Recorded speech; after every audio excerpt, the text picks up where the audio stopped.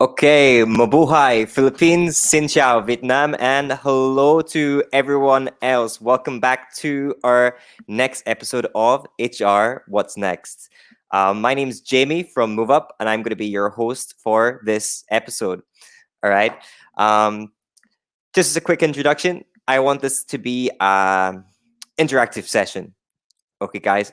So everyone watching on social media, please tell me where are you watching from today? Again, please do let us know where are we watching from today. All right. So we have a fantastic session lined up for today. We have Miss Michal from Family Medical Practice, who's going to be sharing about the new normal in HR and how to adapt to and how to manage HR in uncertain times.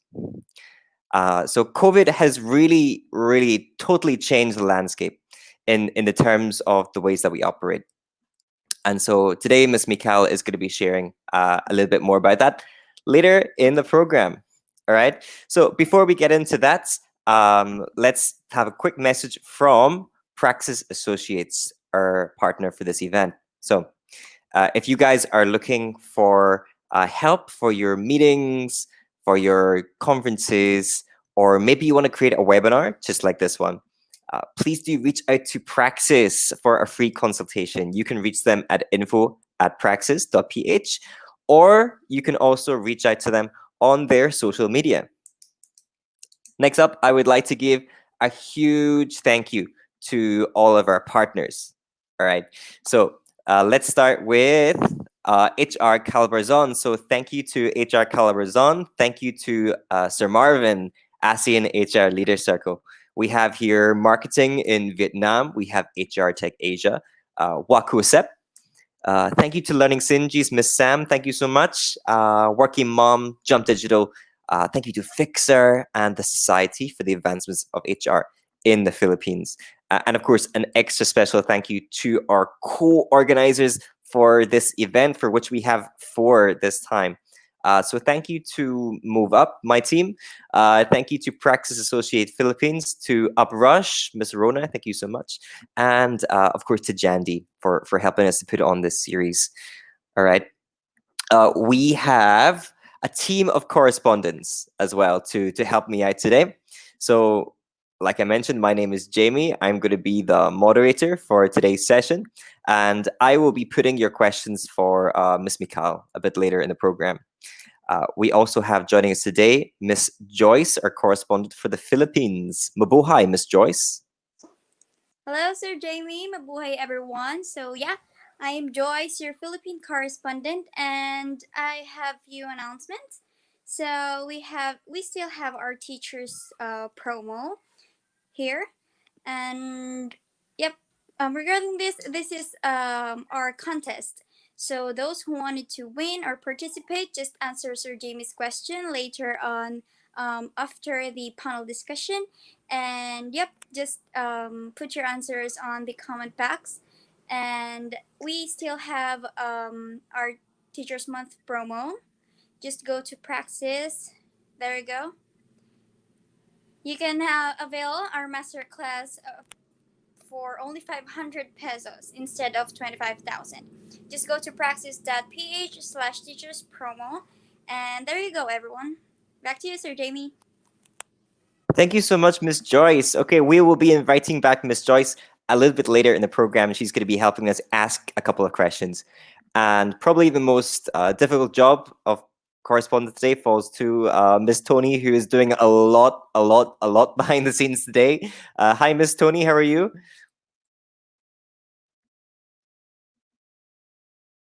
Miss Tony? Hello there, finally. Hi, Jamie. Good afternoon. And good afternoon, everyone. And I would like to say thank you to Miss Michal for being with us today. And yeah, before I get into more details, I would like to show you what we do in practice aside from being virtual events consultant and as we transform ideas into reality. So please watch this video.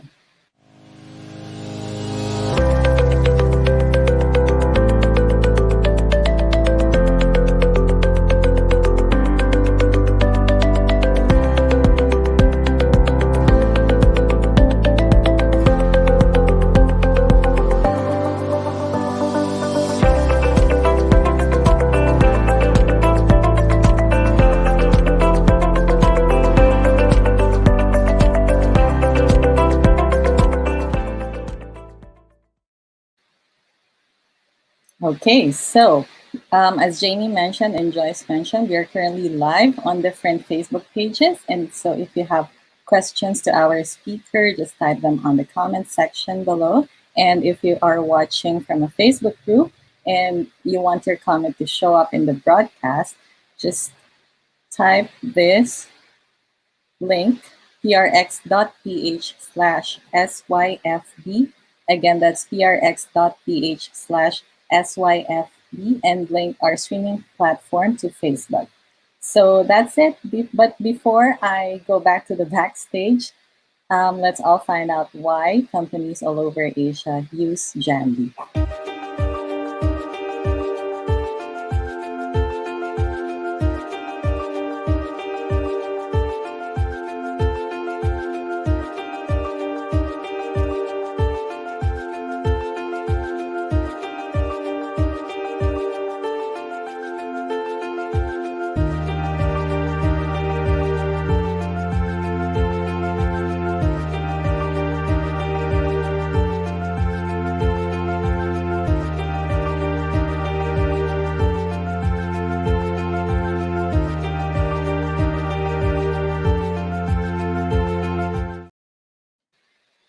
Okay, thank you so much, Miss Tony, for that introduction. All right, so let's move on to the main part of today's session, which is, of course, the keynote speech from Miss Michal. So I'd like to give you a bit of background before we begin.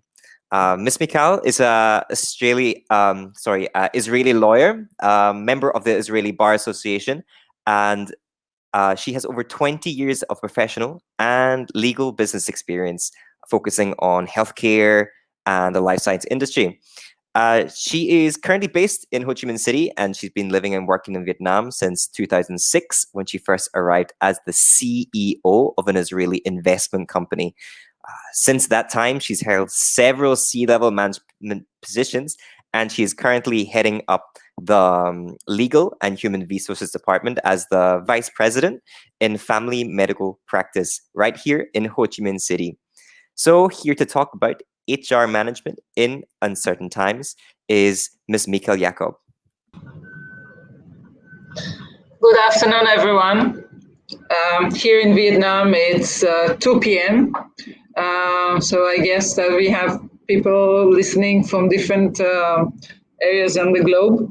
So whether it's morning or evening or lunchtime, I'm welcoming everyone and happy to be here today.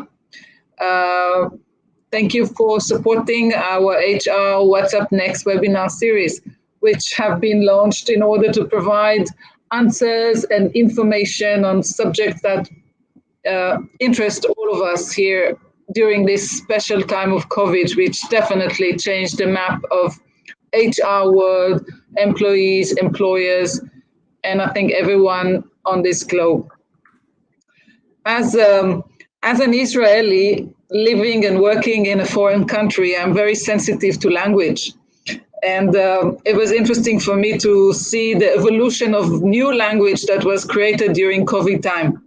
So we have words that we didn't use before, such as pandemic and epicenters and social distancing and elbow bump. And I found it interesting that each and every word represents something in the HR world. We have been looking at issues that we've never even thought about before, such as quarantine and self-isolation and essential workers.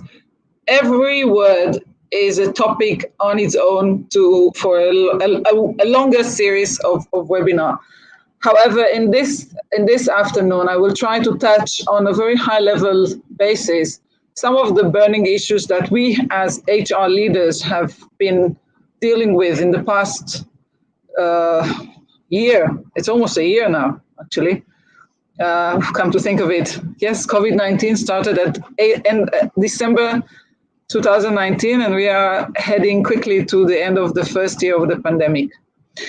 So as I've been preparing for this webinar, I've looked at some of the statistics. We all know and we hear about the numbers, the growing numbers of unemployment all around the world. Just in Vietnam, We are looking at more than 500,000 young people that lost their jobs. We are estimating one in total, 1 million people that will lose their job or losing already. And the numbers of people that the salaries were cut and got the jobs changed are much higher. And this is in a country where we were so blessed and so lucky to that the pandemic hit us in a quite moderate level due to a very fast, drastic, and efficient reaction of the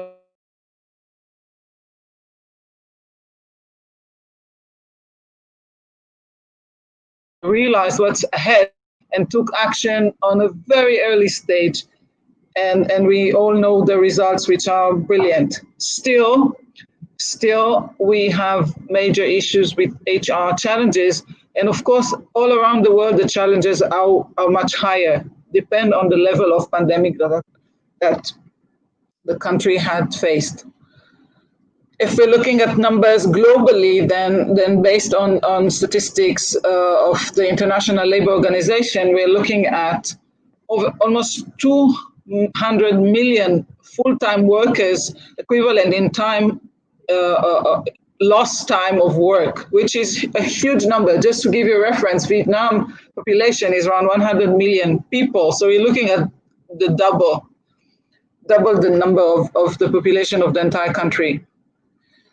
So this, with taking this as a background and then looking at the challenges of HR, I would say from my personal experience that we felt that we are totally in the heart of this crisis from organization point of view. Of course, there's all the medical issues, and interestingly enough, my organization is of course a chain of healthcare providers. So I can talk a lot about the medical aspects and what kind of challenges do we had from medical point of view. But even take the non-medical aspect, where I'm as a HR leader with my team, with my amazing team, we were in the center of this crisis or challenges. I would say that it was fascinating to see and to understand how important the role of HR teams are in such times of unexpected challenges, which no one was prepared for that. And a good organization, a successful organization, will be an organization with stability. And to create stability, we need a stable team. And to create a stable team, we need a stable team will lead to a stable organization and of course, a successful organization. Our job as HR teams in any given day is to create this kind of stability within our teams. And in times like COVID-19, the main challenge was how to maintain this stability under these uncertain times, uncertain circumstances, where every minute the circumstances were changing or about to change or were in potential change, under potential change. To build a strong team, we need planning. We need and planning is exactly the opposite of uncertainty. We need structured. The team has to be structured. We all know about organization structure. We know about how to deal with that on a normal days. But what do we do when everything changed and evolved on a minute basis? We need, of course, skills and talent. We need professionals, people that are trained and are ready for taking their tasks on the best way they can. And this was, I think, the new focus that we had. We need to protect the well-being of our staff. We need to make sure that they feel well, even though around them it's chaos. So taking all these big words of planning, structure, skills, talent, well-being, and chaos, take all of them together, put in one place, and let's see what kind of dish we're getting. HR teams are considered to be the conservative part of an organization. We take care of the basics. Suddenly, we found ourselves in a situation that we need to be super creative, super innovative, act super fast, and mitigate between two extreme sides, the employees and the management, which should work together, but crises always highlight differences and highlight um, agendas and needs, and not necessarily they go together all the time. So us, we were there trying to mitigate everything. And I will share during this session some of the stories that we had, which were very interesting, and how we cope with that as a medical facility, as a medical provider, as a clinic for the community. That we were, of course, in the front line of the pandemic, especially at the times where it's just started and it was complete new and scary.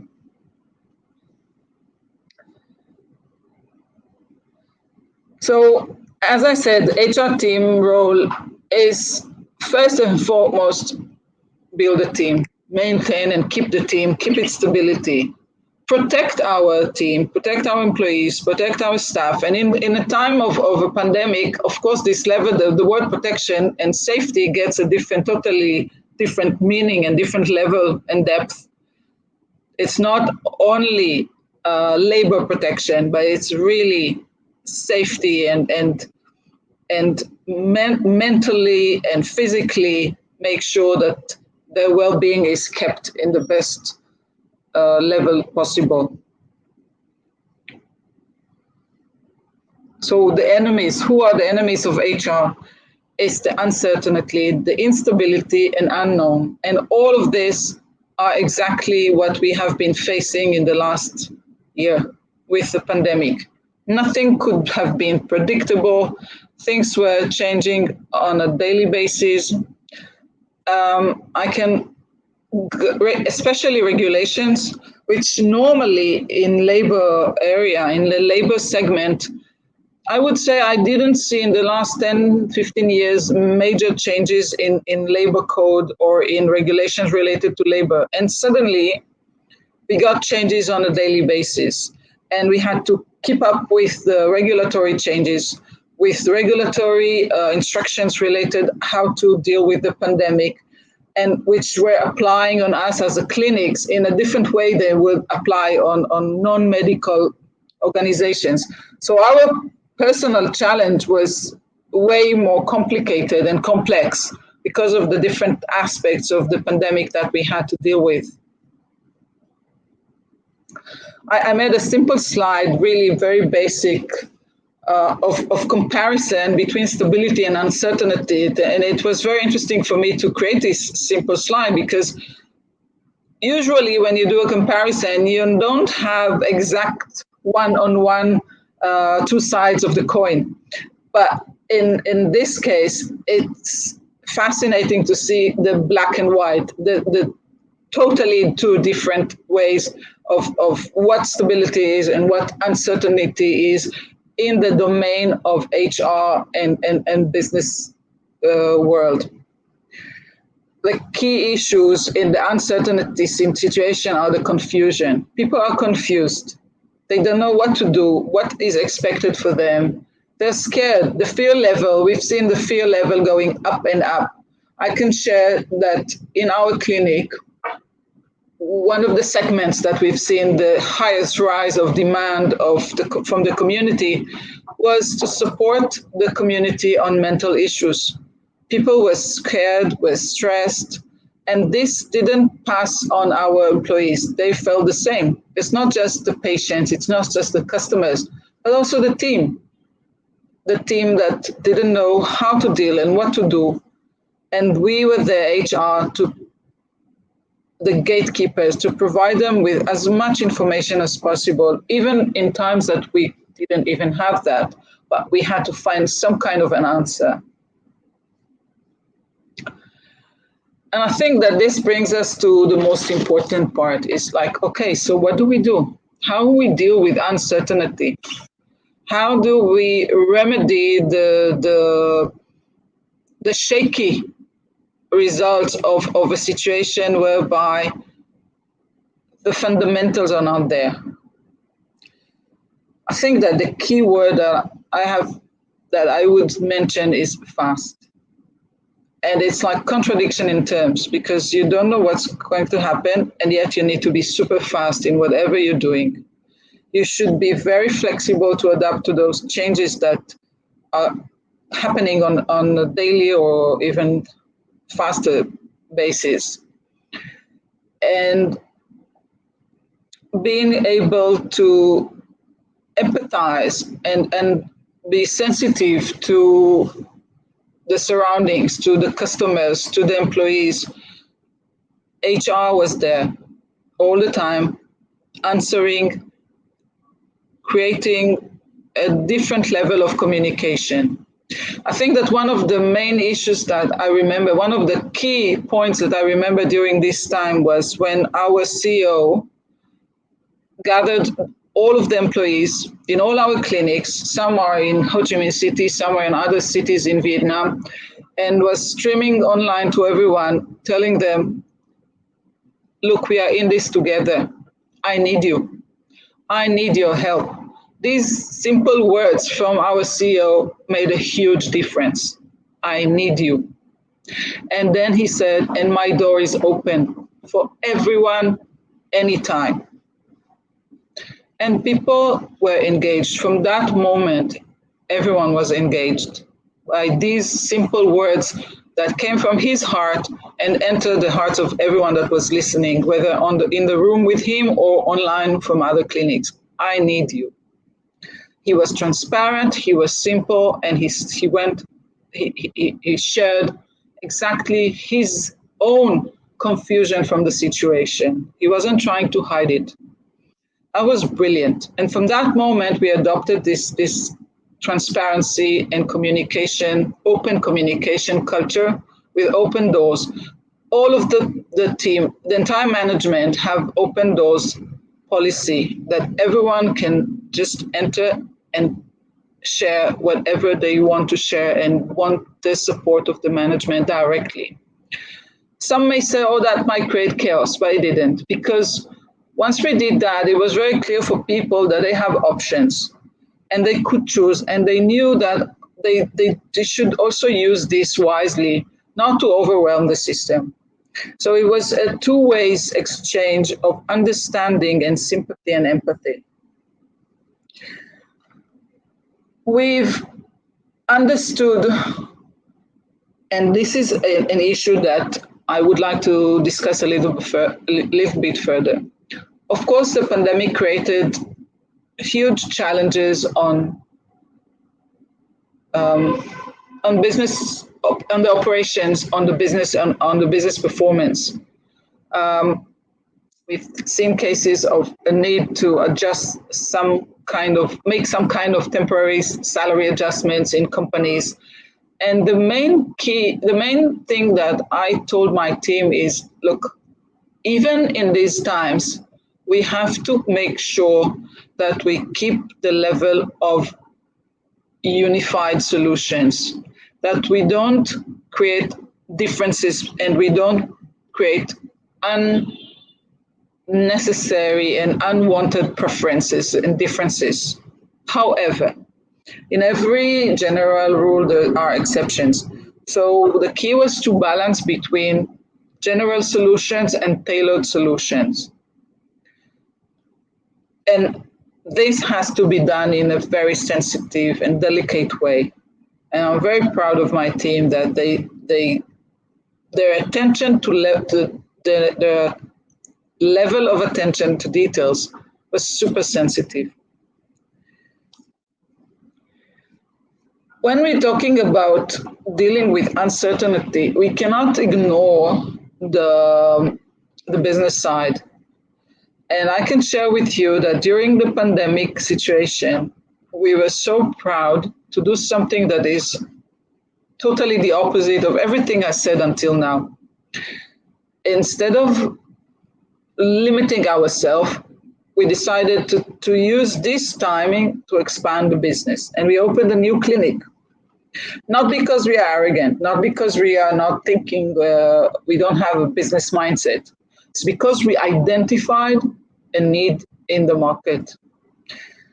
A lot. I speak with colleagues around the globe. I speak with colleagues in Vietnam. I speak with other organizations and other management bodies, and everyone is struggling, and everyone are sharing their frustration or their challenges.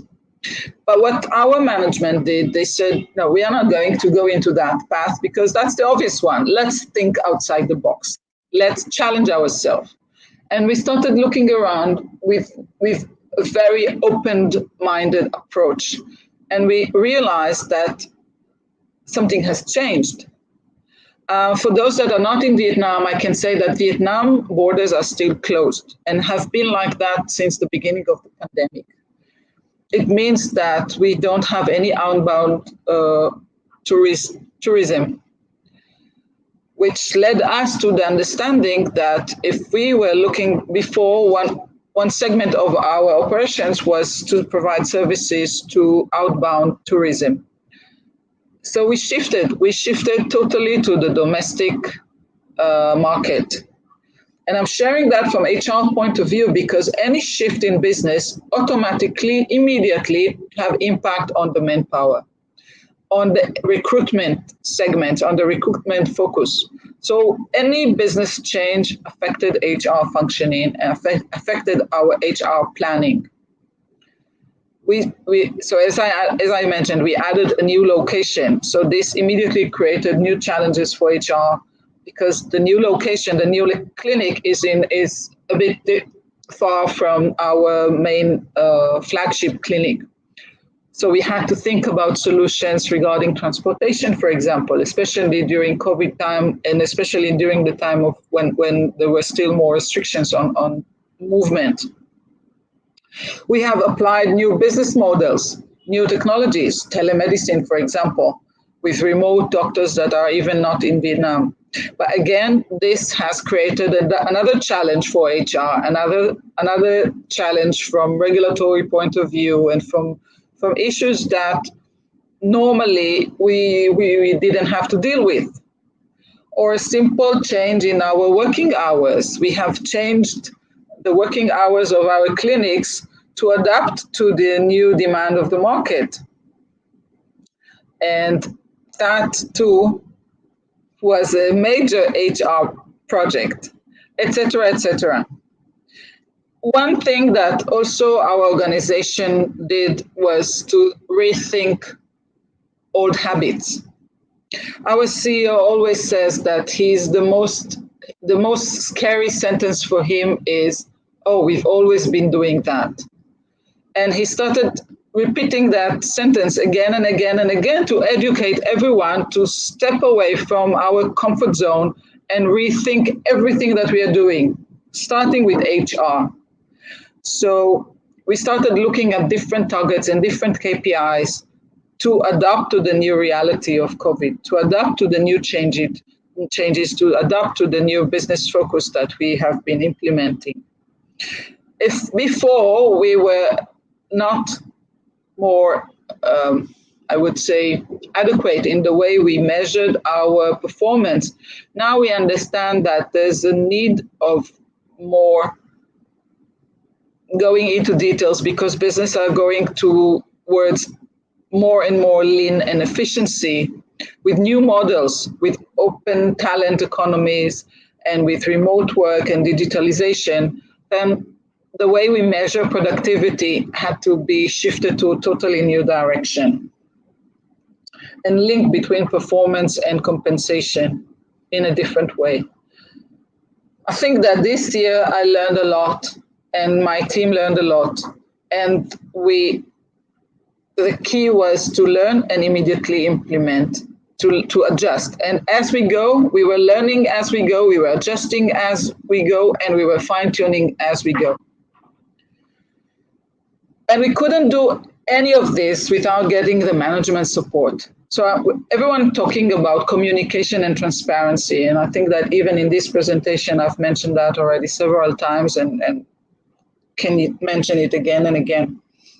And normally we think of it as communication between the management and the team, between HR and the employees.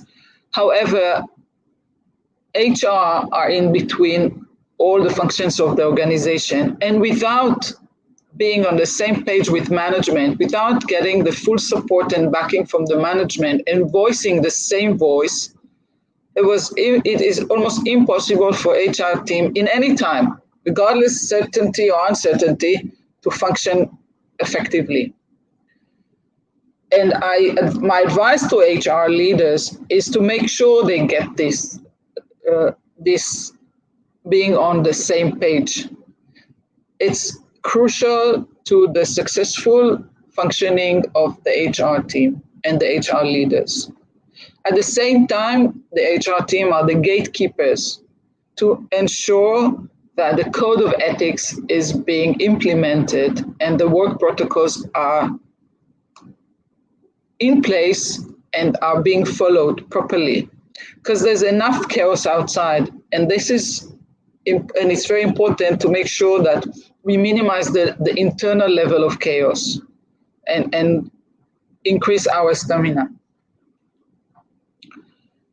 I'm not the first and I'm not the last person to say that any crisis is an opportunity, but I'm proud to say that in this last year, my personal experience and my team experience was definitely that this sentence is true. And we were trying to seize every opportunity that this crisis created for us, with a huge support from our management. So I think that if to summarize this, it's never too late to start. I finished this slide with the key words is the start. It's a fresh start, it's a new start. The communication, keep it simple, be transparent, and keep it balanced. And I think all this can be translated to one word is optimism and positive. Well, it's two, but it's the same. It's being optimistic and be positive. And never lose that, because without that, it's very difficult to achieve any target and any goal. Thank you for listening. Please stay safe and healthy, and I'm happy to answer any questions.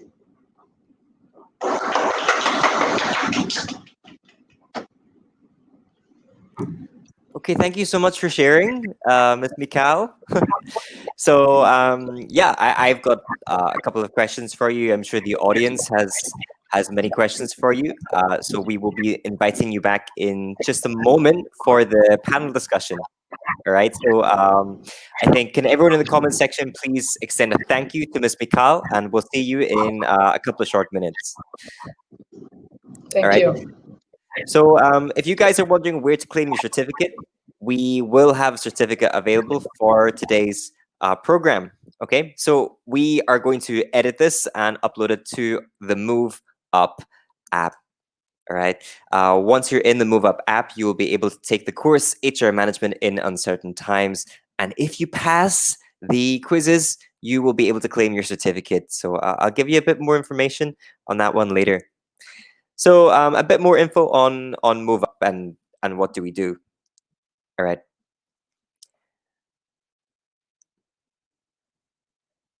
There we go. Okay, thank you. So what do we do at Move Up? Basically, if you are looking for someone to digitize your learning and development program, we have the Move Up app for that. We are also curating digital learning content with essential skills for the 2020s, and we have solutions for performance, recognition, and rewards. If that's not enough, we can also build apps and websites from the ground up. So if you'd like to hear a little bit more about us, you can contact me on jamie@upupapp.asia, and you can arrange a meeting with me, and we can chat about it further. So if you'd like to know a little bit more about Move Up, please watch this video.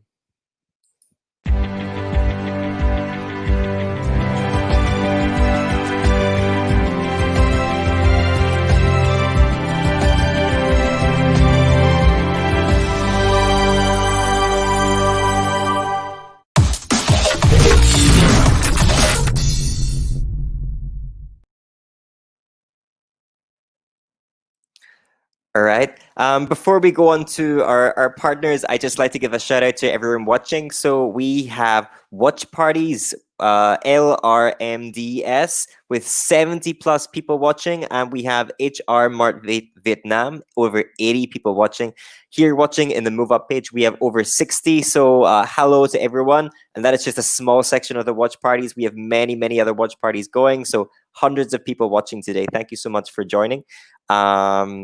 Big shout out to my Vaw, our partner who's watching. And we have people from, I saw Zambia, Bhutan, Vietnam, Philippines. So really, really super international today. So before we go on, I'd like to give another thank you to all of our partners, and especially to our co-organizer Uprush, who are organizing their first ever online HR bootcamp. Watch this video to find out more.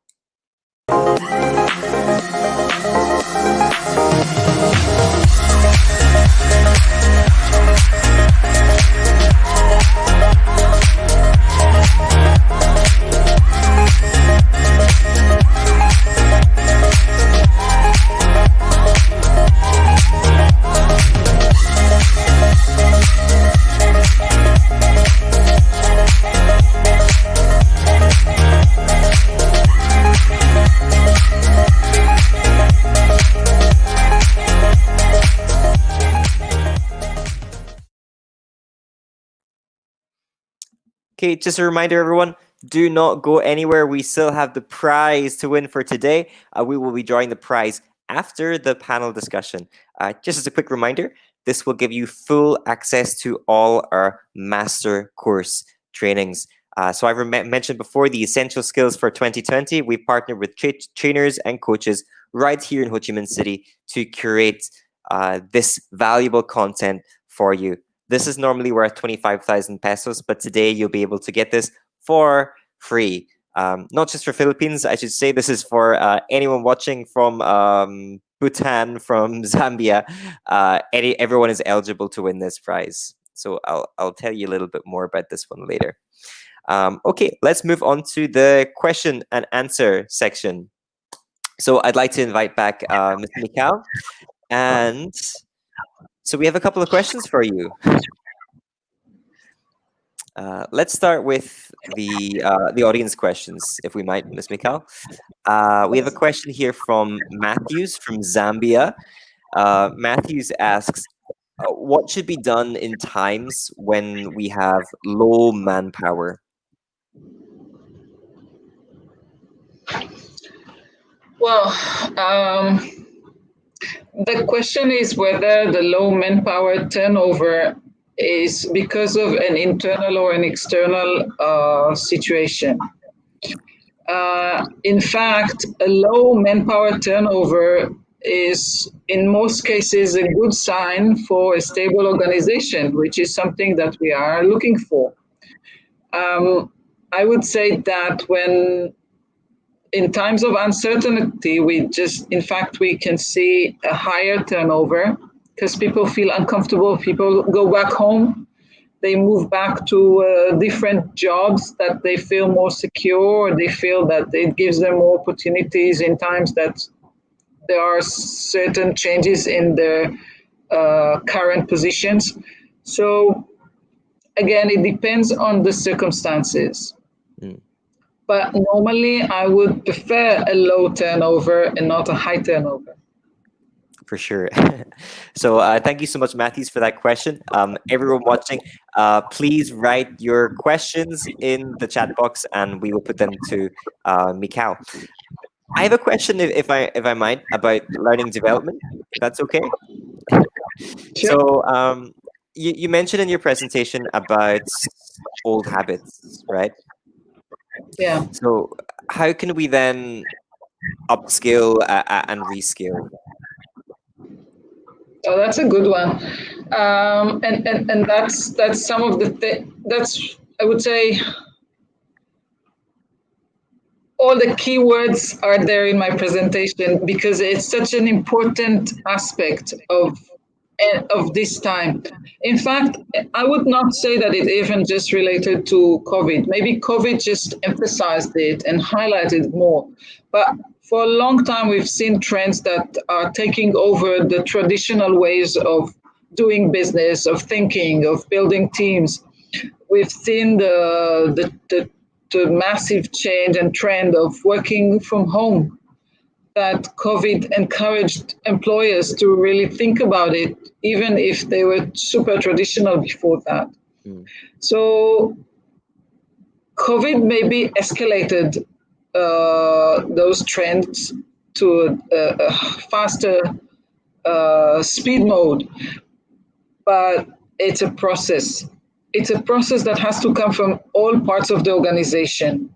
Mm. And if you identify, and that's a very important role of the HR team, because we are sometimes facing those teams that are more innovative and more advanced, and at the same time we can see maybe on management level or on different levels people that are more longer time in the organization or are more conservative and still using old school. And as HR, what we've been doing is try to mitigate between these two differences and two sides of the coin, and also understand and respect both aspects. Because, in fact, what it brings, if you work well with those two sides, you can create a more balanced environment and culture. And then you can also monitor the speed of change and the speed of how you adapt. Because if things are done in the right speed, it's easier to adapt them. Super. Change is a process. For sure. And talking about skills as well, what kind of skills do you think we should be focusing on in these uncertain times? Communication, communication, communication. And from communication, take it to the transparency level. And then also, when I was talking with my colleagues here, when I was preparing for this webinar, I got a very good question from one of our leading doctors.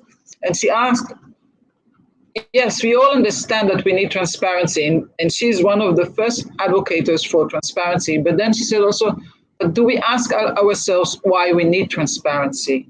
Why does HR need transparency? And who dictates and who determines the level of transparency? And for what? Because sometimes overdoing is wrong and sometimes underdoing is wrong. And then what the answer will be always to balance. I'm HR, but also my background is legal. And one of the first things that we learn in law school is that even in the most advanced legal system, you may have cases and incidents of conflicts of laws, conflicts of regulations, and conflicts of circumstances. And the good solution will always be the one that will find the fine tuning and the balance between those conflicting agendas or conflicting forces. The same with the implementation of changes, and the same with skills that are required. For sure. I think maybe you could create a master course for us on communication in Move Up. That's not a bad idea. Right. Well, maybe we'll work together on that behind the scenes. On the topic of transparency, I think Miss Joyce, she had a question about transparency. Miss Joyce, are you here?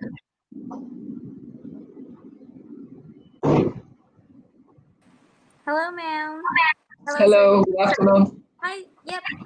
Have your question. So, how to improve transparency in an organization? How to determine proper amount of transparency? By commitment. By commitment of the organization, of the management, to be transparent. I can share even from our organization, which our organization is one of the oldest one in Vietnam as a private healthcare provider, more than 20 years. And old habits die hard. So one of the things that we've seen in the last few years, even in our organization, is that the need for transparency was not only coming from inside, was also coming from outside. Because also our customers are moving forward and adapting to new trends and new ways, and the internet created a transparent world everywhere. No matter what you're doing and where you are and who you are, there's always there's always someone there who can find information. Once you understand that, you stop fighting this and you understand that there are no secrets anymore. So transparency is a commitment. However, transparency, as everything else that I've said so far, has to be balanced with confidentiality. And as healthcare providers, confidentiality is a key and fundamental requirement in our profession. So, the way to determine the level of transparency is always a combination of regulation, of purpose. Again, back to the question that my colleague asked, is what's the purpose? If it serves the right purpose, then you will also be able to set up the right method to implement that. So it's easy to use those words. It requires thinking and planning to implement them in a proper way. For sure. I totally agree with this one. I think in any parts of operations, transparency is really beneficial. For example, for our internal team communications, rather than you sending a direct message to someone, what I encourage the team to do is use open channels.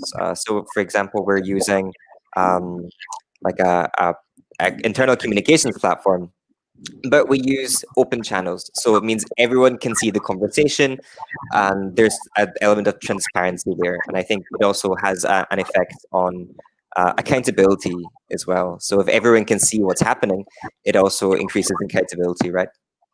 Exactly, and nowadays it's super easy. You just open a WhatsApp group or a Viber group, and I can say that in our organization there are lots of groups to share communication. Everyone makes sure that everyone else are aware of that.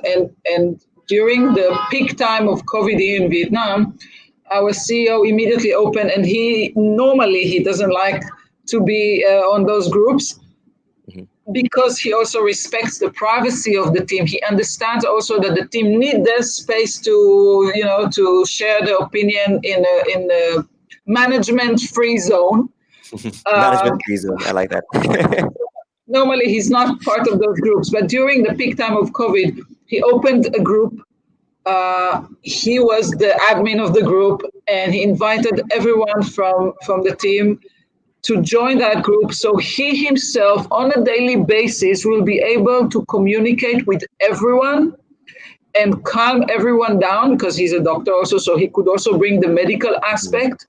So it was beautiful and brilliant. I was really proud and impressed by the level of number of people who joined this group, all the way from the top senior management and C-level to the operation, everyone on the operation team, including the drivers and the ambulance drivers and the front desk team and the maids. Everyone was on this group, and the communication in the group was in English.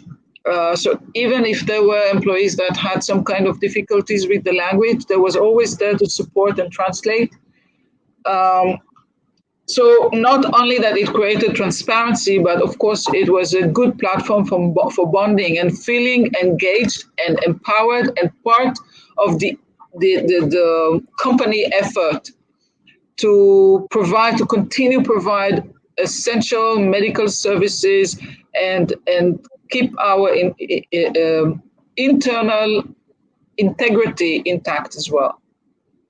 For sure. I mean, I think that goes back to your essential skill. It's communication in action, right? Yes, absolutely. I have a follow-up on that one. So we're talking about transparency. So I'd like to know what's the purpose of transparency, zooming into the HR domain. Well, um, I've spoken with my team a lot about this because, when we are busy, sometimes we just act and quickly just want to move on to the next task, and sometimes we forget the the need for people to understand what's happening, Mhm. and especially when there are difficulties. The more you communicate and be and transparent and explain to people what's happening and why is it happening, why suddenly you change the working hours, why suddenly there is as an intervention in salaries, why there is a 1 day delay of reaction or an action that normally happens on a certain time. The more people understand, and the more there is transparency, the better kind of commitment and engagement you will receive from your team. So from HR point of view, that was a fundamental part of keeping the stability of our team, and support them in times that they are also under stress. Their families at home, they are quarantined, they are scared of disease, they are scared of getting sick. Um, and transparency was the key to solve, or at least to reduce this level of anxiety and stress. I shared earlier the story about our CEO that gathered the employees and told them, look, this is tough times. This is something that we didn't expect and we didn't totally prepare to. I need you. These words that I need you was, yes, communication, but it's a level of transparency in communication, not just, okay, sending a message. Communication has different aspects, but the level of transparency and directness in the communication was the one that made the difference. Yes. However, as I mentioned earlier, transparency also needs to be used in a structured way and in a smart way, so that it will not also counterproduct your intentions. Mm, for sure. And I think if you introduce an element of transparency as well, things seem less of a top-down directive. If people can actually see the reason behind the decision, then they're more likely to go along with it, right? Yes, and Um, also and also one element of uncertainty is that it's very difficult to plan ahead. mhm, So at least the transparency can compensate in some point can compensate on this lack of planning, because plan gives people they know what to expect and what's coming. But the minute that you are unable to plan, and there were a few months that we were unable to plan anything, even the basic working schedule of the roster of the doctors, they work based on a roster, and we couldn't plan ahead even 2 days, and everything was changing all the time because the regulations were different, the working hours, the risk of quarantine. So when you cannot plan ahead, the way to compensate on that and ease the level of unknown is by being transparent and with short distance between any communication. super. So I think Miss Joyce, she has a question specific about the COVID situation. Miss Joyce, you have a question? Hi. So yeah, I'd like to ask, how should we avoid over or underacting toward infected disease cases at our workplace?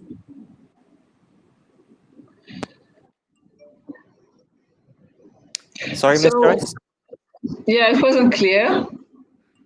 Yep. Miss Can you? Joyce? Yep. I'll just turn off my video so it'll be more clear. My question is, how should we avoid over or underacting towards suspected disease cases at the Oh, workplace? yes. Well, sometimes we cannot. Um, um, we've seen this. This is an interesting. I don't want to use the word trend because it's a big word, but we've seen a higher level of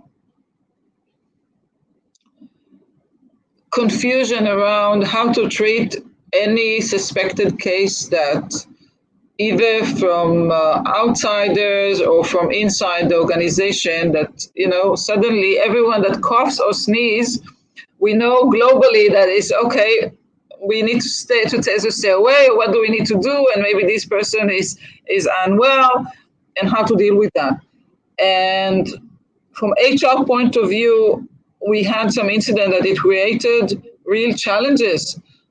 Um, and what we did is, on a daily basis, we communicated the new regulations and we made sure that all our employees were fully aware of what they need to do and how they need to react, what kind of safety measurements they need to take. And we also were very clear with them and very strict with making sure that they understand and they know that on a company level, all these safety measurements were taken all the time.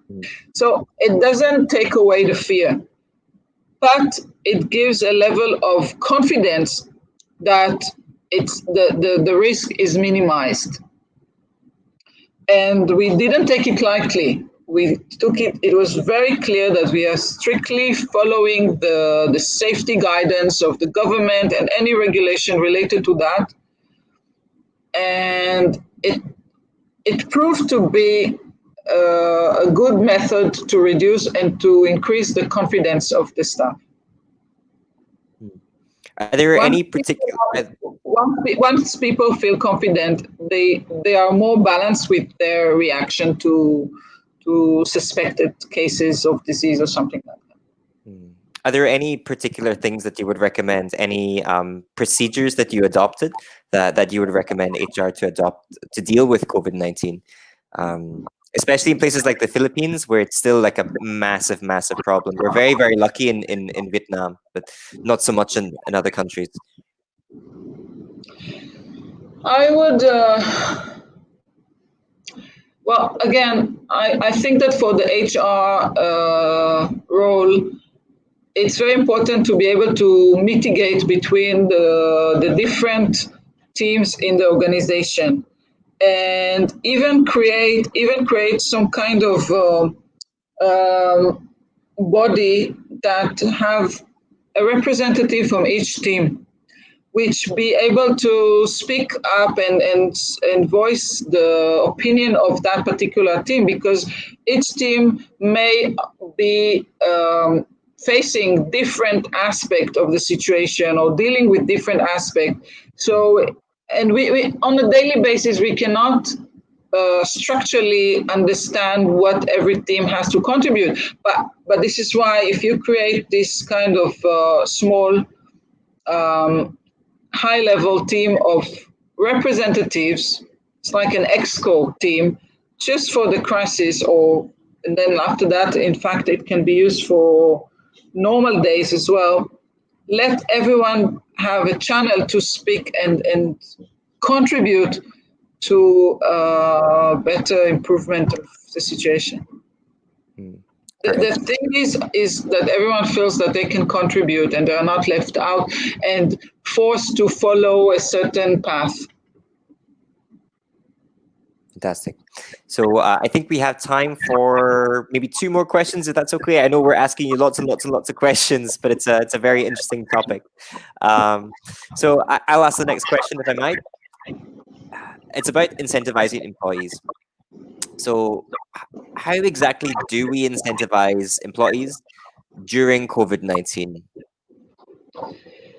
Yeah, well, that was again something that we were thinking about, because we felt that on one hand, yes, we all face financial challenges, and business is a bit dealing with the situation every month in a different way.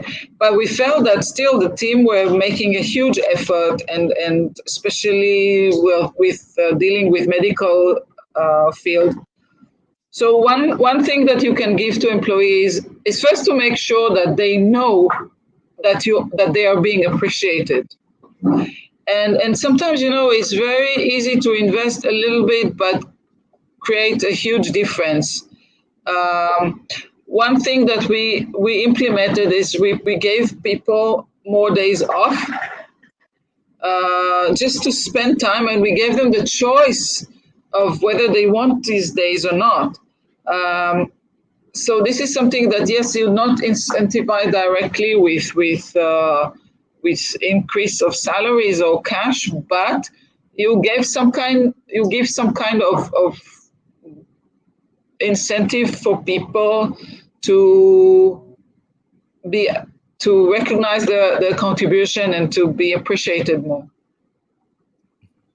Perfect. But And we it's just not a straightforward one. It's a tricky one, definitely. For sure. We have one more question coming in from the audience this time from Miss Ellen Gonzalez.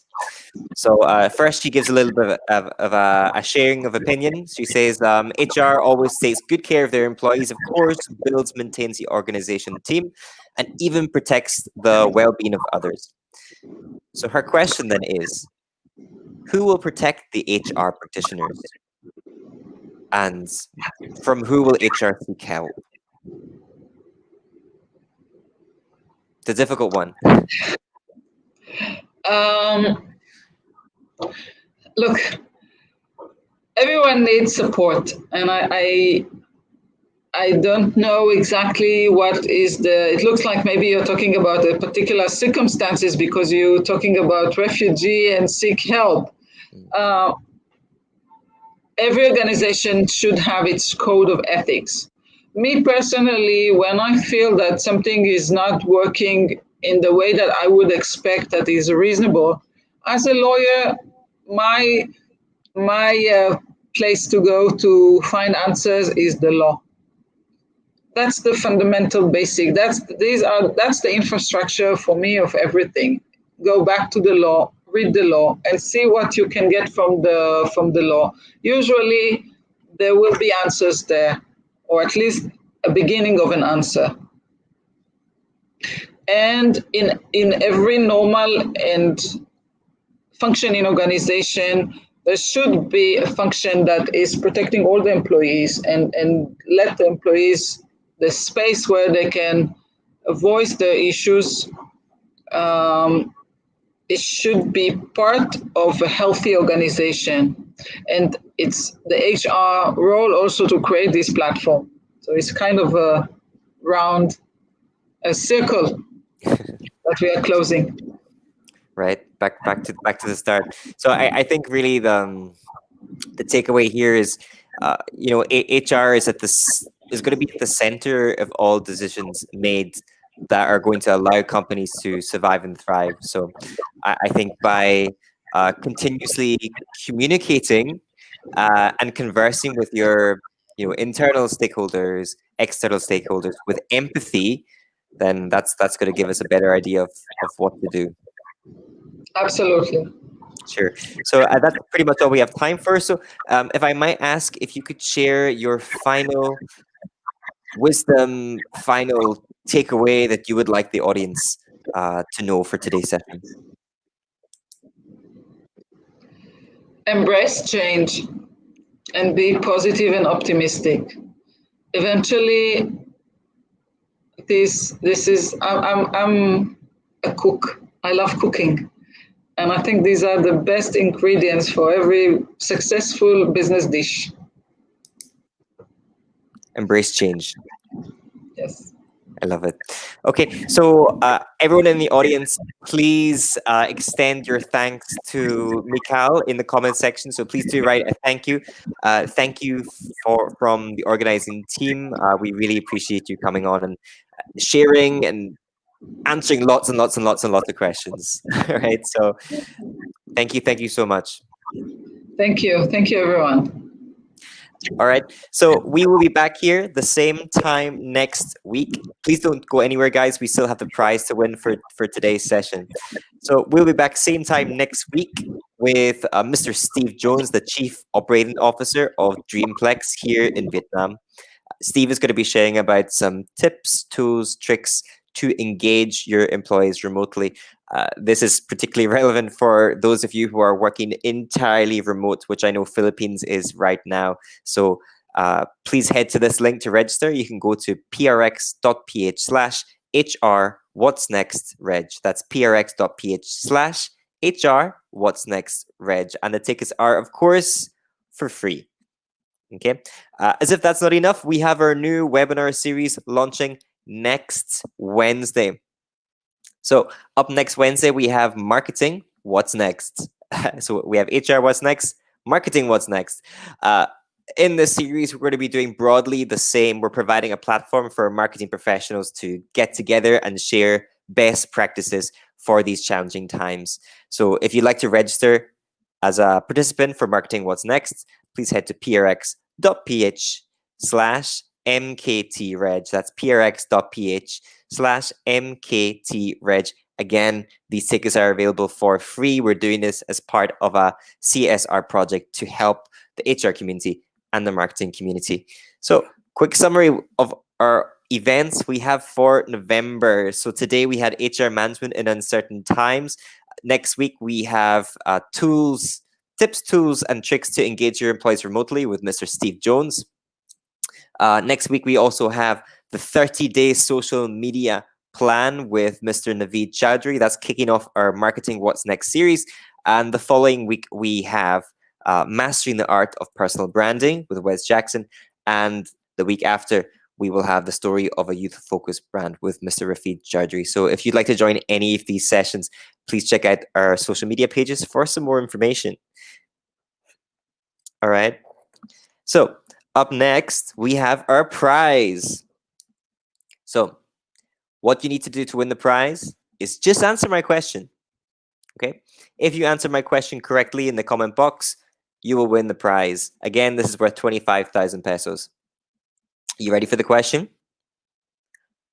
What is the name of the app where you will claim your certificate for today's session? What is that? And we have a winner already. So congratulations to Fulu. Miss Joyce will be able to contact you for your details and connect you with me as to how you can claim your prize. So congratulations, sir. Okay. And last but not least, here is how to claim your certificate. So first of all, you will have to download our app. You can either go to the App Store on Apple or the Google Play Store on Androids. You can also head to this link, moveup.page.link/get-app. That's moveup.page.link/get-app. For some more instructions on how to claim your certificate, please watch this video.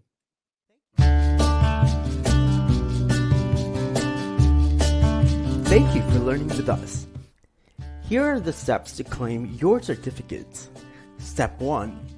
Go to Google Play Store if you are using an Android device, or you can go to Apple App Store if you're using an iPhone.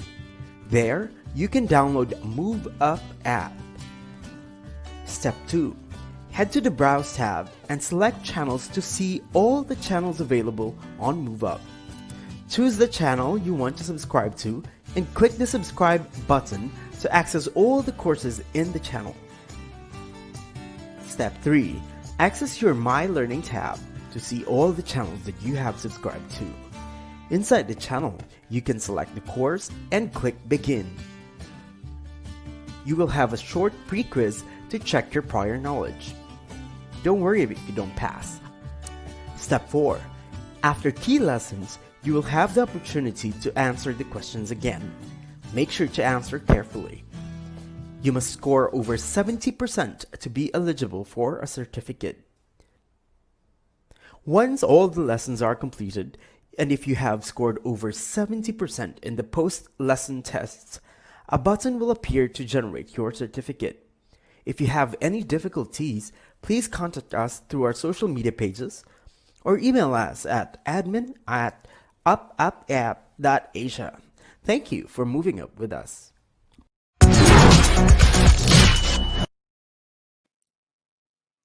Okay, guys, if you have any problems with claiming your certificate or passing the posts lesson quizzes, you can reach out to us on social media. We will do our best to help you. So go to m.me/upapp.asia. That's m.me/upapp.asia. And that is pretty much all we have time for today. So I'd like to extend a thank you to Miss Tony, Miss Joyce for helping me in today's program. A huge thank you to Miss Michal for sharing today the best practices for HR in uncertain times. And the biggest thank you, of course, goes to everyone watching and supporting us on Facebook. So I've been Jamie. This has been HR. What's next? Thank you for moving.